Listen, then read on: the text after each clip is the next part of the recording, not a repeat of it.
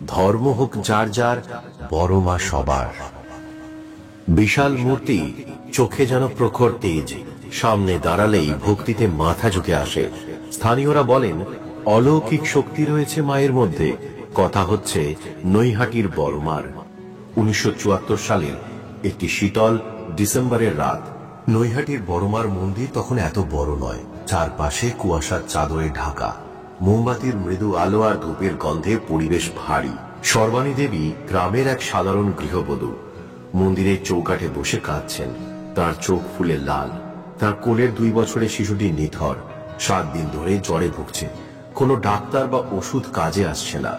বড়মার মন্দিরই ছিল তার শেষ আশ্রয়। সর্বাণী দেবীর স্বামী হরিপদ একটি ছোট চায়ের দোকান চালাতেন।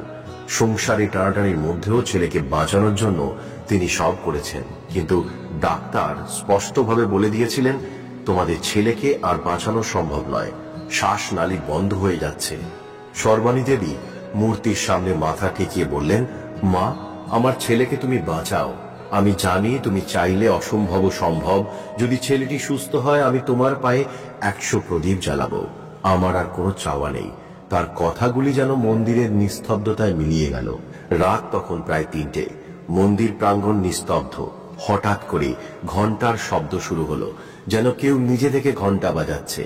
মোমবাতির আলো জ্বলে উঠল। মায়ের মূর্তির চোখ থেকে যেন একটি তীব্র আলো বেরিয়ে সর্বাণী দেবী শিশুটির দিকে ধাবিত হলো। সর্বাণী দেবী দেখলেন তার নিথর ছেলেটি হঠাৎ শ্বাস নিতে শুরু করেছে। ধীরে ধীরে শিশুটি চোখ খুলল এবং মৃদু কণ্ঠে মা বলে ডাকলো। সর্বাণী দেবী হতবাক। তার চোখ দিয়ে আনন্দের জল গড়িয়ে পড়ছে। চারপাশে উপস্থিত কয়েকজন ভক্ত স্তম্ভিত হয়ে গেল। পরদিন সকালে ডাক্তার এসে ছেলেটিকে পরীক্ষা করে বলল, এটা আমি ব্যাখ্যা করতে পারবো না, এটা ঈশ্বরের কৃপা ছাড়া আর কিছুই নয়। সর্বাণী দেবী তার প্রতিজ্ঞা রক্ষা করলেন। বড় মার চরণে 100 প্রদীপ জ্বালালেন।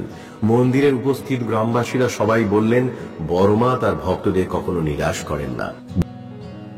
আপনার জীবনের এই মুহূর্তে হয়তো আপনার মনে হচ্ছে সবকিছু শেষ, কোথাও কোনো আলো নেই, কেবল অন্ধকার। কিন্তু মনে রাখবেন, অন্ধকার যত গভীর হয়, ভোরের আলো তত দ্রুত আসে। হয়তো আপনি এই ভিডিওটি নিজে থেকে খোঁজেননি, হয়তো এটি আপনার ভাগ্য, আপনার প্রার্থনার ফল। শাস্ত্রে বলা হয়েছে, যখন কেউ সত্যিই ডাকে, তখন ঈশ্বর উত্তর দেন। আপনি যে এখন এই ভিডিওটি দেখছেন, সেটি কোনো কাকতালীয় ঘটনা নয়, এটি মহাবিশ্বের সংকেত। আপনার জীবনে হয়তো এমন কিছু ঘটেছে যা আপনার হৃদয়কে ভেঙে দিয়েছে। হয়তো অর্থ নেই, হয়তো প্রিয়জন আপনাকে ছেড়ে চলে গেছেন, হয়তো শরীর অসুস্থ, মনে হচ্ছে ঈশ্বর আপনাকে ভুলে গেছেন। কিন্তু শাস্ত্রে স্পষ্টভাবে বলা হয়েছে, যখন একজন ভক্ত নিজেকে সম্পূর্ণভাবে সঁপে দেন, তখন ঈশ্বর তার সমস্ত দুঃখ নিজের হাতে তুলে নেন। এই মুহূর্তে হয়তো আপনি দুঃখে ডুবে আছেন, কিন্তু এই ভিডিওটি আপনাকে মনে করিয়ে দিতে এসেছে যে ঈশ্বরের পরিকল্পনা আপনার জন্য প্রস্তুত। একবার কল্পনা করুন, একটি বীজ অন্ধকার মাটির নিচে থাকে। সে জানে না কখন আলো পাবে কিনা, কিন্তু সে অপেক্ষা করে, এবং যখন সময় আসে, সেই বীজ একটি শক্তিশালী গাছে রূপান্তরিত হয়। আপনিও এখন সেই বীজের মতো। আপনার কষ্ট, আপনার কান্না, আপনার সংগ্রাম সবই আপনার ভবিষ্যতের প্রস্তুতি। মা কালী, ভগবান শিব বা কৃষ্ণ, যে দেবতার প্রতি আপনার বিশ্বাস, তাদের কাছে আপনার কান্না পৌঁছেছে। আপনার কষ্ট চিরস্থায়ী নয়। মনে রাখবেন, পরীক্ষা যত বড়, আশীর্বাদ তত বড়। এই ভিডিওটি হয়তো আপনার জীবনে একটি নতুন পথ দেখাবে। আপনার বিশ্বাস, আপনার ধৈর্য এবং আপনার আত্মবিশ্বাস আপনার জন্য একটি নতুন জীবন গড়ে তুলবে। আপনি যে কষ্টের মধ্যে দিয়ে যাচ্ছেন, সেটি অমূল্য, কারণ এই কষ্টই আপনাকে শক্তিশালী করে তুলবে। আপনার জীবন বদলানোর সময় এসছে। মা কালী, ভগবান শিবের কাছে প্রার্থনা করুন। বলুন, মা, আমি আপনার কাছে সম্পূর্ণভাবে আত্মসমর্পণ করছি। আপনি আমার পথ দেখান। ঈশ্বর কখনোই তার সন্তানদের দুঃখে ফেলে রাখেন না, তিনি সময় মতো উত্তর দেন। আপনার সময় এসে গেছে। এই ভিডিওটি দেখে মন থেকে প্রার্থনা করুন। বিশ্বাস রাখুন, আপনার কষ্টের অবসান আসন্ন। মহাবিশ্ব আপনাকে সংকেত দিচ্ছে, আপনার জন্য ভালো কিছু অপেক্ষা করছে। প্রতিদিন বড় মার ছবির সামনে বসে বা তাকে স্মরণ করে এই মন্ত্রটি পাঠ করবেন, ওং ক্রিং কালিকাই নমঃ। জয় জয় মহাকালী, সর্বশক্তির অধিষ্ঠাত্রী দেবী, আমাকে তোমার কৃপা দৃষ্টি দাও। এই মন্ত্রটি 3 বার পাঠ করুন। প্রতিবার মন্ত্র পাঠ করার সময় গভীর মনোযোগ এবং হৃদয় থেকে বিশ্বাস রাখুন। মন্ত্র পাঠের পর বড়মার প্রতি ভক্তি রেখে এই 3টি কথা বলবেন। 1, আমি জানি মা কালী সর্বদা আমার পাশে আছেন, তার কৃপায় আমার জীবনে সব বাধা কেটে যাবে। 2, মা কালী আমাকে শক্তি, সাহস এবং আত্মবিশ্বাসে পূর্ণ করেছেন, আমি জীবনের প্রতিটি চ্যালেঞ্জে সফল হব। 3, আমি মায়ের কৃপায় আশীর্বাদ ধন্য, আমার জীবনে সুখ, শান্তি এবং সমৃদ্ধি প্রবাহিত হচ্ছে। কি পদ্ধতি অবলম্বন করবেন? 1, একটি নির্দিষ্ট সময় ঠিক করুন, সকাল বা সন্ধ্যা, যখন আপনি মন্ত্র পাঠ ও অ্যাফার্মেশন করবেন। 2, বড় মার সামনে একটি প্রদীপ জ্বালান এবং ধূপ রাখুন। 3, গভীরভাবে শ্বাস নিন, মন শান্ত করুন এবং আন্তরিকভাবে মন্ত্র ও অ্যাফার্মেশন বলুন। 4, কাজ শেষ হলে বড় মাকে ধন্যবাদ জানান এবং দিনটি শুরু করুন। মা কালী ভক্তের আন্তরিকতায় খুশি হন।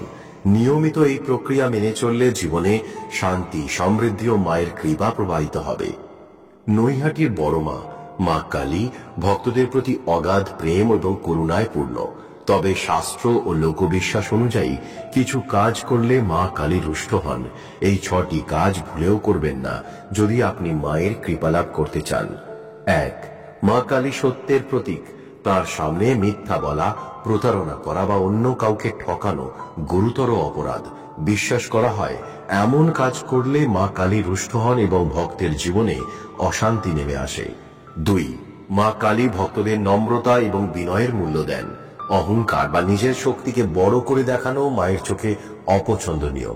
শাস্ত্রে বলা হয় অহংকারী সর্বনাশ মা নিজে করেন। 3, অন্যায় বা অন্যের ক্ষতি করা মায়ের নীতি বিরোধী। মা কালী ন্যায় বিচারের প্রতীক, যারা কারো প্রতি অবিচার করে তাদের মা ক্ষমা করেন না। 4, মায়ের মূর্তি, মন্দির বা তার নামের প্রতি অসম্মান করা খুব বড় অপরাধ। মায়ের প্রতি অবজ্ঞা করলে তার কৃপা লাভ করা অসম্ভব। 5, মায়ের সামনে দেওয়া প্রতিজ্ঞা বা মানত যদি কেউ না রাখে তবে মা কালী রুষ্ট হন। শাস্ত্রে বলা হয়েছে সংকল্প ভঙ্গ করলে ভক্তের জীবনে বিপদ নেমে আসে। 6, মা কালী নারী শক্তির প্রতীক। নারীদের অসম্মান করা, দুর্বল বা প্রাণীদের উপর অত্যাচার করা মায়ের চোখে অত্যন্ত ঘৃণ্য কাজ। বিশ্বাস করা হয় এমন কাজ করলে মা ভক্তকে কঠোর শাস্তি দেন। মা কালী ভক্তদের প্রতি দয়ালু হলেও তিনি ন্যায় এবং সত্যকে অত্যন্ত গুরুত্ব দেন। তাই এই 6টি কাজ ভুলেও করবেন না। মা কালী রুষ্ট হলে জীবনে অশান্তি, বাধা এবং দুর্ভাগ্য নেমে আসতে পারে। মায়ের কৃপা লাভ করতে নম্রতা, সত্যবাদিতা এবং ন্যায়ের পথ অনুসরণ করতে হবে। কেন দেবীকে বড় মা নামে ডাকা হয়, তার মাহাত্ম্যই বা কি? কে কবে থেকে পুজো শুরু করেন? সে প্রায় 100 বছর আগের কথা। বন্ধুদের সঙ্গে নবদ্বীপে রাস দেখতে যান নৈহাটির বাসিন্দা ভবেশ চক্রবর্তী। সেখানে রক্ষাকালীর বড় একটি মূর্তি দেখে পুজো করার ইচ্ছা জাগে তার মধ্যে। বাড়ি ফিরেই সেই প্রস্তুতি শুরু করে দেন তিনি। পরের বছর থেকে শুরু পুজো। সেই কারণেই এই দেবী ভবেশকালী নামেও পরিচিত। ভবেশকালী নামের কারণ তো বোঝা গেল, কিন্তু বড় মা কেন? জানা যায় এই কালী মূর্তির উচ্চতা 21 ফুট। উচ্চতার কারণে স্থানীয় বাসিন্দাদের কাছে দেবী বড়মা নামে পরিচিতি পেতে থাকেন। সেই নামই লোকমুখে ছড়িয়ে পড়ে রাজ্যবাসীর কাছে। পুজোর সময় অগণিত ভক্তের সমাগমে গমগম করে মন্দির এলাকা তথা নৈহাটি শহর।